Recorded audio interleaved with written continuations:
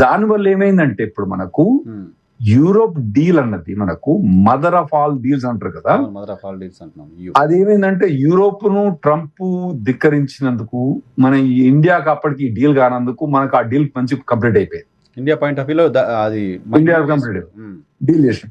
ఇంకోటి ఏంటంటే యూరోప్ చైనాతో డీల్ చేస్తారంటే వద్దన్నాడు, చైనాతో డీల్ చేద్దన్నాడు.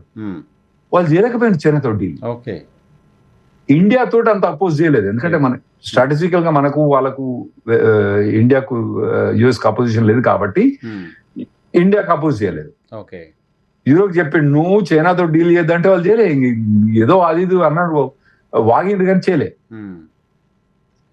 సో ఇవన్నీ మనం ఏం చేసుకోవాలంటే ఓవరాల్ గా యుఎస్ మీద డిపెండ్ కావద్దు. Right now US economy is 25% of the entire world GDP is US.